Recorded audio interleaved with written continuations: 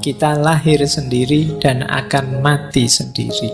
Hidup ini hakikatnya memang sendirian.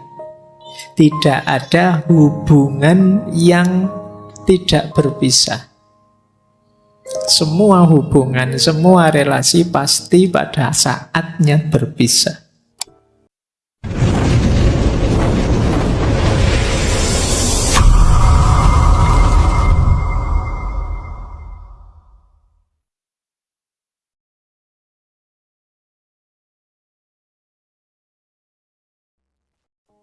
Assalamualaikum warahmatullahi wabarakatuh. Bismillahirrahmanirrahim. Baik, malam hari ini sebenarnya tema yang beberapa minta saya membahas ini tentang kesendirian. Ini tidak ada hubungannya dengan jomblo atau tidak jomblo ya. Kesendirian saya tidak ngomong di level itu. Bahwa mungkin kalian merasa kok tidak dapat pasangan Pak, itu tidak ada hubungannya dengan itu. Malam hari ini kita agak dalam membahas kesendirian ini. Nanti teman-teman memutuskan sendiri ya. Malam hari ini kita elaborasi fitrah kesendirian. Minggu depan kita elaborasi fitrah kebersamaan. Kira-kira manusia itu lebih kuat di mana? Kira-kira mana yang lebih cocok, lebih pas? Atau masing-masing orang ada tipenya? Nah, ini nanti bahan buat teman-teman refleksi. Jadi ngaji kita setiap malam Kamis itu bagi saya mancing teman-teman untuk berpikir. Jangan kesusu ditelan, harus dicerna dulu. Karena obat yang sama tidak pasti manjur untuk semua orang. Karena mungkin masing-masing orang penyakitnya beda-beda. Kadang-kadang kita itu kan kayak ngaji ini kan temanya banyak, isinya macam-macam, terus kita rasanya pingin semuanya.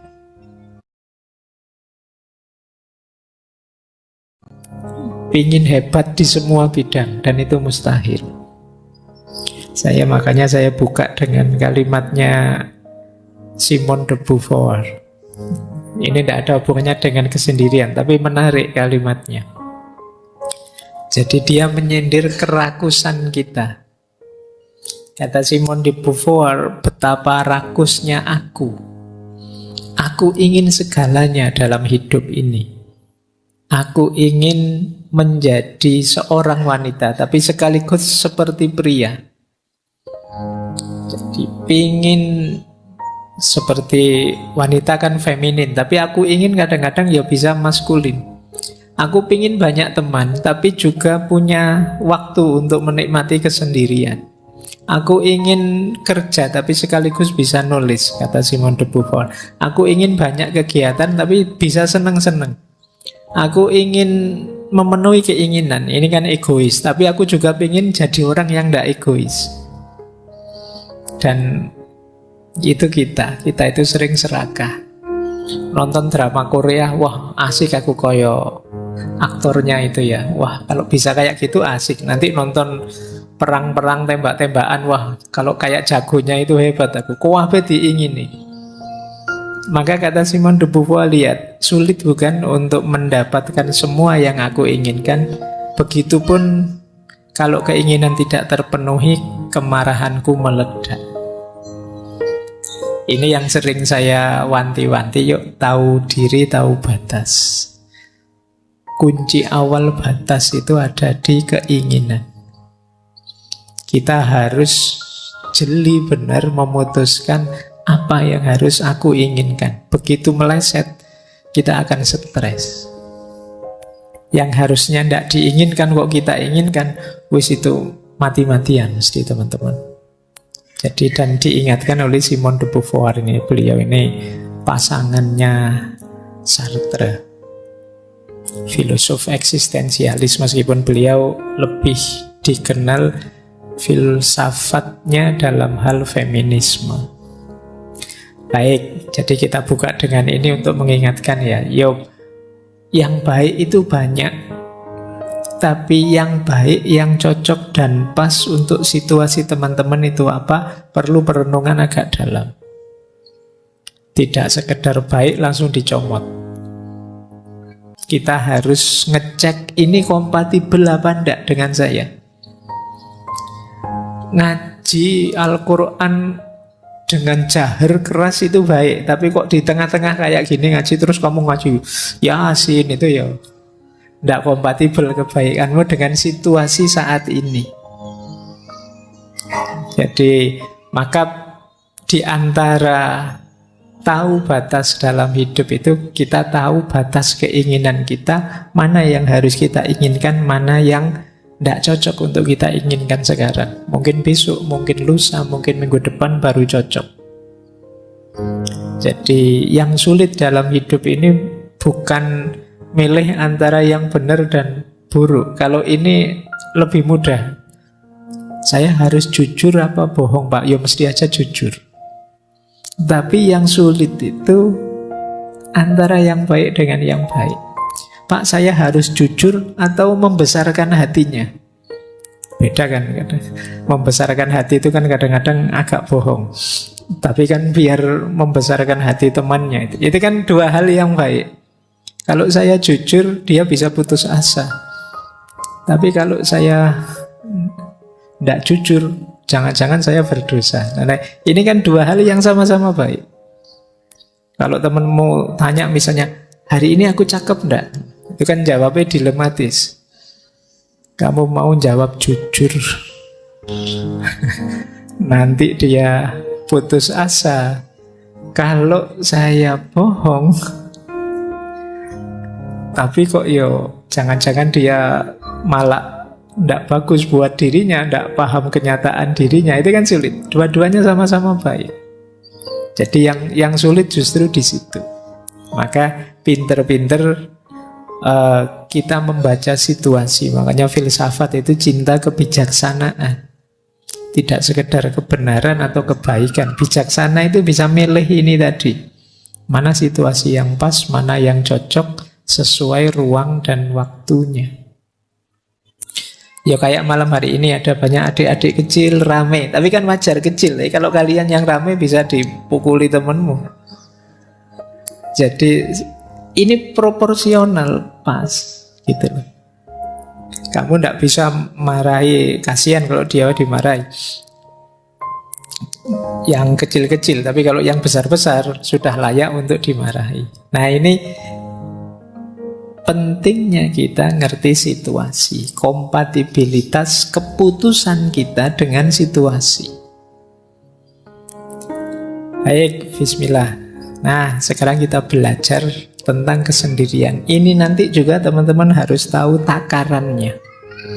Kapan saya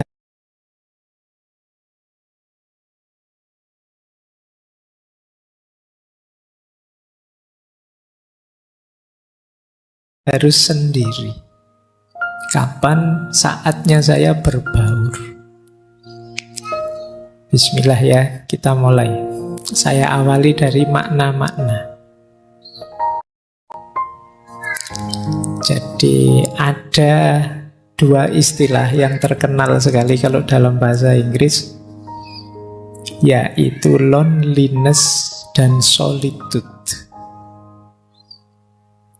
Ini dua-duanya artinya kesendirian, kesepian, tapi maknanya berlawanan. Jadi loneliness itu kesannya agak negatif, kalau solitude itu positif. Jadi sendiri yang positif dan sendiri yang negatif. Sendiri yang negatif itu kita menyebutnya kesepian. Kalau sendiri dan kita kesepian itu kan tersiksa. Kesepian itu di situ saya tulis bagian dari yang kita rasakan saat sendiri. Ada loh orang yang sendiri tapi tidak kesepian. Biasanya memang dia senengnya sendiri. Makanya saya sebut itu di situ ada istilah menyendiri. Menyendiri itu memang orang yang dorongan jiwanya ingin sendiri. Jadi ada loneliness, ada solitude. Itu saya ambil dari Paul Tillich, teolog filosof. Dalam bukunya The Eternal Now. Jadi apakah kesendirian itu menyakitkan, Pak? Kalau loneliness iya, tapi kalau solitude tidak. Nanti kita akan paham bedanya apa. Jadi kalau pakai istilah bahasa Inggris ya, ada alone, ada lonely, ada solitude. Alone itu sendiri. Sendiri itu fakta. Banyak orang yang tidak mau aku sendirian, tapi faktanya sendiri. Kenyataan hidup itu alone. Pak, saya datang ngaji sendirian. Nah, itu alone. Tapi kalau Pak, saya datang ngaji kesepian saya, Pak. Itu rasamu. Nah, Pak, saya datang ngaji memang ingin duduk di pojok biar tidak terganggu. Ini menyendiri namanya. Nah, bedanya di situ. Ada orang yang sendiri dan tersiksa, ada yang tidak. Jadi ini bedanya ya, sendirian dan kesepian. Kalau ada temanmu, kamu sendirian enggak? Oh ya sendirian, tak temeni ya. Enggak mesti dia senang kamu temeni. Karena kalau dia pas sendirian dan dia sukanya memang sendirian, kamu datang dan menemani, itu dia terganggu. Alah, kamu malah menemani, ini makanan mesti jatahnya harus dibagi. Iya, mesti setelah ini minta hotspot mesti. Setelah ini, iya kan? Kamu malah ganggu. Wong dia sendirian nyaman kok, kamu malah datang pengen menemani. Kecuali dia kesepian aku. Butuh teman, itu baru kamu hadir menemani. Jadi ini kalian harus paham istilah-istilah dan situasi ya. Jadi orang yang sendiri itu tidak mesti kesepian. Karena memang kadang-kadang ada orang yang memang berupaya menyendiri. Jadi mungkin ngaji misalnya pengennya di pojok-pojok di luar-luar sana. Ngapain kok pengen menyendiri? Rokok saya tinggal separuh, Pak. Kalau gak mojok nanti duduk banyak teman habis. Jadi tidak selalu orang itu tidak suka dengan kesendirian. Ada juga yang memang mencari kesendirian. Ya dalam situasi tertentu nanti ada banyak sekali situasi-situasi yang perlu kita dalami. Baik, jadi ini dasarnya ini ya, nanti kita membahas ini antara yang positif dan yang negatif, antara sekedar sendirian dan yang tersiksa oleh kesendirian namanya kesepian, atau orang yang memang sengaja ingin sendiri. Hari ini banyak yang pakai istilah me time. Berarti ini waktunya buat aku saja. Aku tidak pengen diganggu, tidak pengen. Pokoknya yang aku suka saja menikmati hidupku, diriku sendiri. Baik, kita lanjutkan wawasan selanjutnya. Nah, ada banyak pandangan yang menyebut bahwa hidup ini hakikatnya memang sendirian. Jadi kondisi dasar kehidupan manusia itu sendirian. Mungkin teman-teman pernah dengar semacam peribahasa, kita lahir sendirian, hidup sendirian, dan mati juga sendirian. Berarti hakikatnya sendirian hidup ini. Kondisi murni dasar manusia itu sendirian.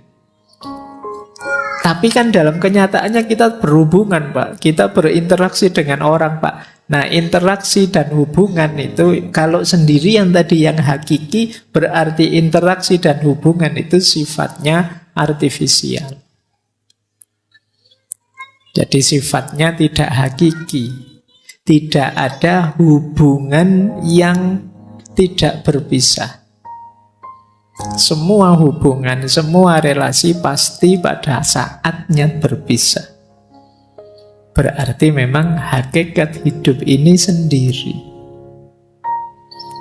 Maka teman-teman tidak perlu malu, tidak perlu gentar kalau kamu sampai usia sekian kok tidak punya pasangan, sendiri saja. Loh, ini yang hakiki justru seperti ini. Jadi hakikatnya hidup itu justru ini. Nah, makanya di situ saya kutip ya, ini kalimat dari Osho. Osho ini seorang tokoh filosof spiritual mistik India, punya aliran namanya Rajneesh. Kapan-kapan kita bahas beliau, seorang manusia spiritual. Judul bukunya menarik, The Sound of One Hand Clapping, suara satu tangan yang bertepuk. Itu lebih kesepian lagi itu. Ya, jadi tepuk tangan tapi tangannya satu. Kata Osho, kita lahir sendiri dan akan mati sendiri. Di antara dua kenyataan tersebut, kita menciptakan 1001 ilusi tentang kebersamaan. Yakni semua jenis hubungan, pertemanan, permusuhan, cinta, kebencian, dan seterusnya. Kita menciptakan aneka halusinasi hanya untuk menghindari fakta bahwa kita adalah sendirian.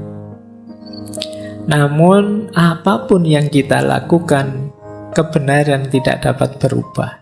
Bahwa memang hakikatnya kita sendiri. Seperti itulah adanya. Daripada berusaha melarikan diri darinya, jalan terbaik adalah bergembira di dalamnya. Jadi, jangan sedih, jangan galau, jangan malu, jangan gentar kalau kita sendirian. Karena memang kita lahir dulu sendirian, nanti mati juga sendirian. Makanya tadi saya bilang ini lebih hakiki. Jadi kalau ada pertanyaan mana lebih hakiki, sendirian atau kebersamaan, lebih hakiki sendirian. Ini jawaban malam hari ini ya, karena minggu depan teorinya beda. Jadi makanya tadi saya bilang, ya kamu nikmati teori demi teori, nanti cari yang paling cocok untuk hidupmu. Jadi di sini maka bisa disimpulkan kesendirian itu kalau bahasa Jawanya kasunyatan, kenyataan hidup. Nanti ada yang bilang, kenapa sih kok hakikatnya hidup itu sendirian? Karena kita ini menghidupkan diri kita, yang bisa memahami ya kita, yang mengerti kita ya kita. Tidak ada orang yang bisa memahami kita sampai detail, sampai level paling kecil. Yang sahabat paling dekat pun paling ngerti gambaran umum saja kita. Tidak ada orang yang begitu pahamnya tentang kita selain diri kita sendiri. Kadang-kadang kita capek-capek menjelaskan, temenmu cengenges-cengenges, aduh, dicueki aku misalnya. Dengan rasanya kayak tidak dipedulikan. Kita kadang mati-matian untuk dihargai orang, dihormati orang, tetap saja tidak dihargai, tidak dihormati. Sakit hati kita, rasanya kita disisihkan sendirian. Jadi kita hidup sendirian, kita lahir sendirian, dan nanti mati juga sendirian. Besok dihisab oleh Allah juga sendirian. Kalau bahasanya Al-Quran kan, wala taziru waziratun wizra ukhra. Tidak ada orang bisa menanggung dosanya atau bebannya orang lain. Yang kamu lakukan, kamu pertanggungjawabkan sendiri. Maka kesendirian adalah kasunyatan, kenyataan hidup yang tidak mungkin bisa kita bantah.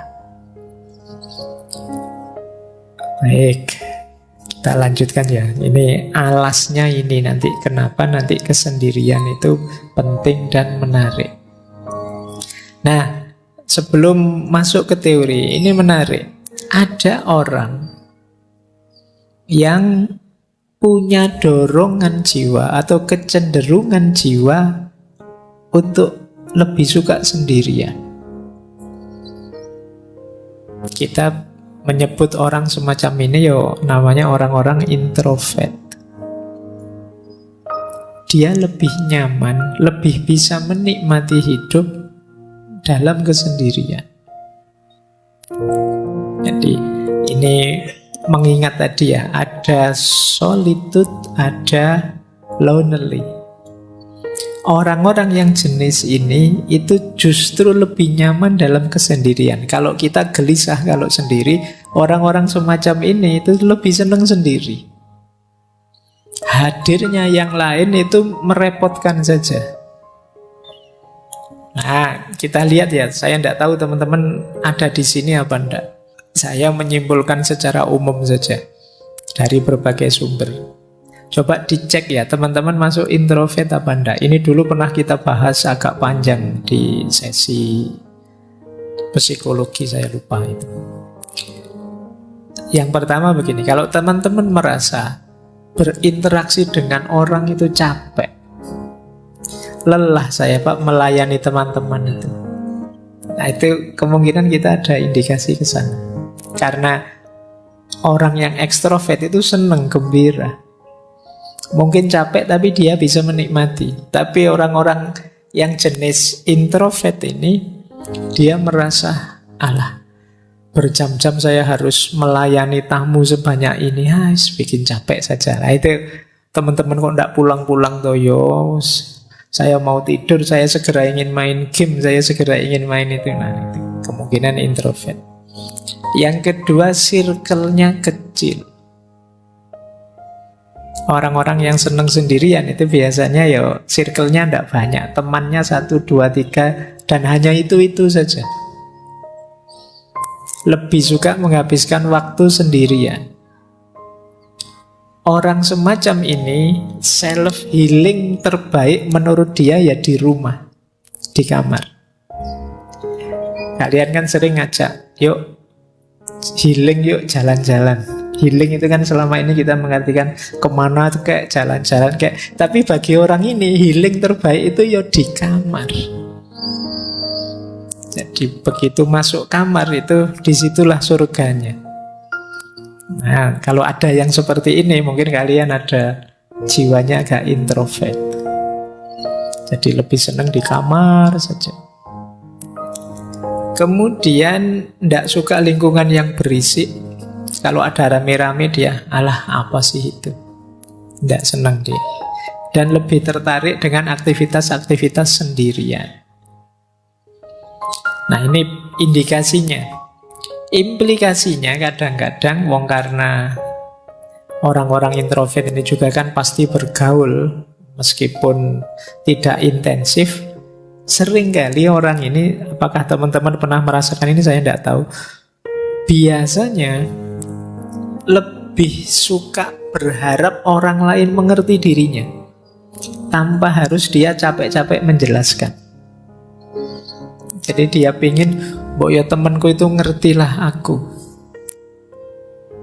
Jadi kok aku diajak jalan-jalan terus aku itu pinginnya di kamar. Mau tak tolak itu ndak enak, mau tak ikuti kok ndak cocok dengan seleraku. Ngerti teman-teman itu. Dia memendam rasa ingin dimengerti.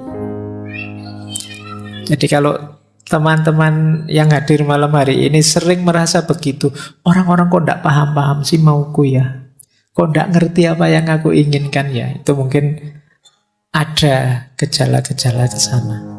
Agak introvert. Saya tidak ngomong jelek ya. Introvert, ekstrovert itu bukan urusan baik buruk atau dosa atau pahala dan siksa, tidak ada itunya.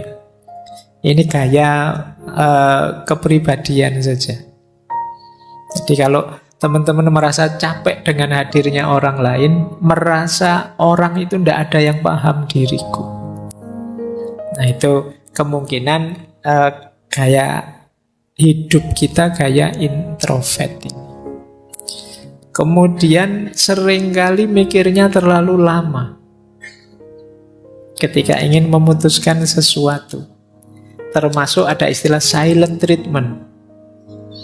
Jadi coba saya misalnya punya teman ingin menjauh dulu sementara. biar tidak terlalu terpengaruh gitu. Tapi lama-lama terus jadi tidak akrab lagi sama temennya. Nanti ada yang jenisnya seperti ini.